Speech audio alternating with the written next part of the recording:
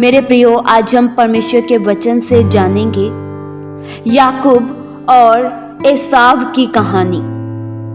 प्रियो, बाइबल यह बताती है कि याकूब और एसाव इसहाक के पुत्र थे।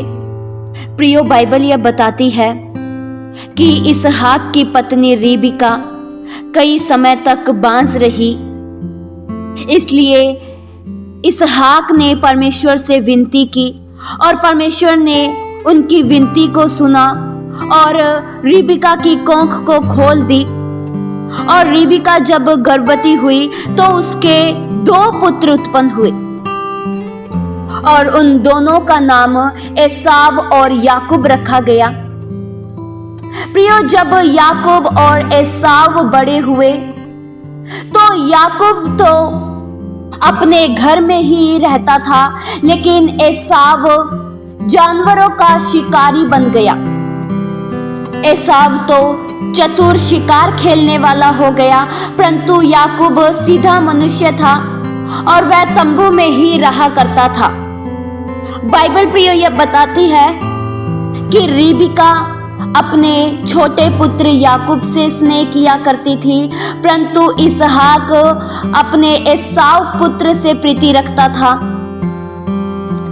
एक दिन जब एसाव जंगल में शिकार करने के लिए गया और जब वह शिकार कर घर लौट रहा था तो उसे बहुत भूख लगी, क्योंकि एसाव पूरी तरह से जंगल में थक गया था। और एसाव ने देखा कि उसका छोटा भाई याकूब भोजन पका रहा है, तो एसाव ने याकूब से कहा कि मुझे भोजन खिला, जो तू पका रहा है उस लाल वस्तु में से मुझे भी खिला, क्योंकि मैं बहुत थक चुका हूं और मुझे भूख बहुत लग रही है। और याकूब भी बहुत चालाक था। याकूब ने अपने बड़े भाई से कहा, हे मेरे भाई, तू अपना पहिलौठे का पद आज ही मेरे हाथों में बेच दे, मैं तुझे खाने के लिए भोजन दूंगा। प्रियो, याकूब छोटा होने के बावजूद भी अपने बड़े भाई का पद मांग रहा है। याकूब पहिलौठे होने का अधिकार मांग रहा है। प्रियो, पहिलौठा होना एक आशीष है, क्योंकि पहिलौठे आशीष के बहुत ही हकदार होते हैं। याकूब ने कहा, मैं तुझे खाने के लिए भोजन दूंगा, मैं जो पका रहा हूं उसमें से तुझे अवश्य दूंगा, लेकिन एक बात पर, जब तू अपने पहिलौठे का पद मेरे हाथों में दे देगा। जब तू अपने पहिलौठे का पद मुझे देगा तो मैं तुझे खाना भी दूंगा और तू खाना खाकर तृप्त हो जाएगा। प्रियो, एसाव के लिए यह चुनौती थी। एसाव को बड़ा सोच समझकर फैसला लेना था। उसे पहले जान लेना था कि उसका भाई उससे कितनी बड़ी चीज मांग रहा है। एक पहिलौठे का पद मांग रहा है, यानी आज के बाद मैं छोटा और मेरा छोटा भाई बड़ा। पहले एसाव को यह सोच लेना चाहिए, लेकिन प्रियो, बाइबल यह बताती है कि एसाव ने नहीं सोचा। एसाव को केवल इतना पता था कि मुझे अभी भूख लग रही है और मुझे केवल भोजन चाहिए और अपनी भूख मिटानी है, मुझे पहिलौठे से कोई मतलब नहीं है। वचन में प्रियो लिखा है, उत्पत्ति 25 के उसके 31 से लेकर 32 तक वचन में लिखा है, याकूब ने कहा, अपना पहिलौठे का अधिकार आज मेरे हाथ बेच दे। एसाव ने कहा, देख, मैं तो अभी मरने पर हूं, इसलिए पहिलौठे का अधिकार से मेरा क्या लाभ होगा।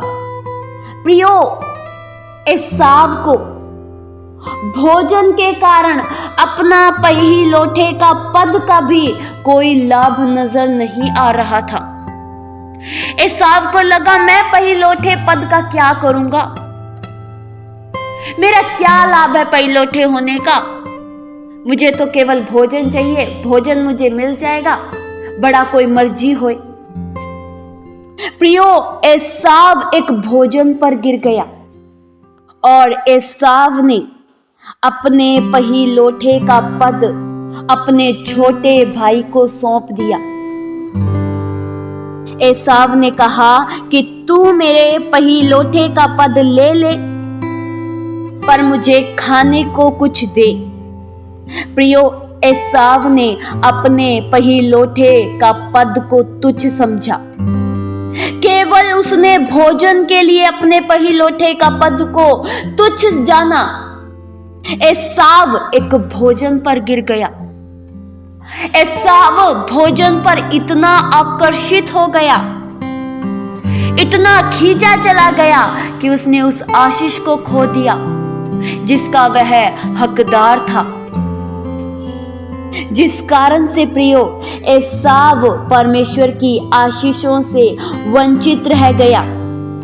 प्रियो, मैं आप सभी को आज के वचन के द्वारा यह बताना चाहती हूं, क्या आप भी कुछ ऐसी चीजों के लिए आकर्षित हो रहे हैं जो आपसे आपके अधिकार को, आपके सम्मान को छीन रही है?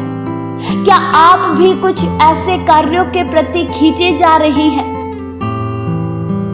जहां आपको एक तरफ तो लाभ नजर आ रहा है, लेकिन उस लाभ के पीछे बहुत बड़ा घाटा है?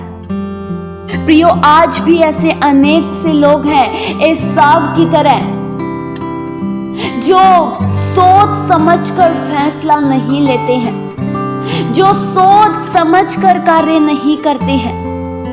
उन्हें नहीं पता है कि मैं कौन से मार्ग का चुनाव कर रहा हूं, इसमें मेरा कितना घाटा होगा। कहीं आप भी इस संसार की वस्तुओं को पाने के लिए अपनी आशीषों को, अपने आत्मिक जीवन को तो नहीं खो रहे हैं?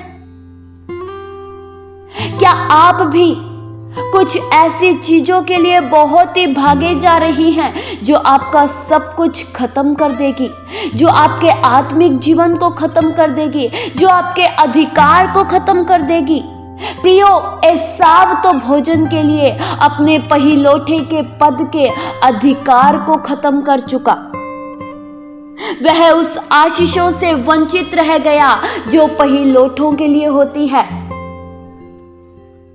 प्रियो, इस वचन में ध्यान दें, जब हम परमेश्वर की आशीषों को तुच्छ जानते हैं तो फिर हम परमेश्वर की आशीषों के हकदार नहीं होते हैं।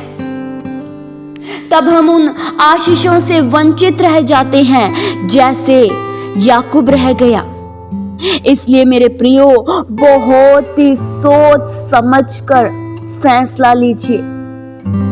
आपके पास सोचने की पूरी शक्ति है, आपके पास पूरा दिमाग है। आप सोचिए, अपने कदम को बढ़ाने से पहले सोचिए, मैं यह कार्य करूंगा और इसका परिणाम क्या होगा। प्रियो, यह पहले समझ लेना। गलती हो जाने के बाद ना पछताए, लेकिन पहले सोच लें, क्योंकि इसी में भलाई है। इस वचन के द्वारा परमेश्वर आप सभी को बहुतायत सी आशीष दे। आइए हम प्रार्थना करें।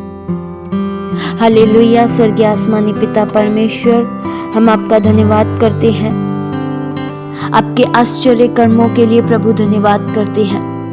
प्रभु, हमें बुद्धि और ज्ञान दीजिए ताकि हम हर कार्य सोच समझ कर सके, हम हर कार्य बड़ी गंभीरता के साथ, बुद्धिमानी के साथ कर सके। हमें कोई भी बात आपकी पहचान से, आपके मार्ग से अलग ना लेकर जाए। प्रभु, हम कभी भी आपके द्वारा दी गई आशीषों को तुच्छ ना समझे, संसारिक बातों की ओर आकर्षित ना हो, हमारा ध्यान संसार की ओर ना लगे, लेकिन प्रभु हम केवल आपकी ओर देखते हुए, आपको निहारते हुए आगे बढ़ते चले जाएं। ऐसी प्रभु दया और सहायता कीजिए। ये प्रार्थना प्रभु यीशु मसीह के जीवित पवित्र नाम से मांगते हैं। सुनो और कबूल करो पिता, आमीन।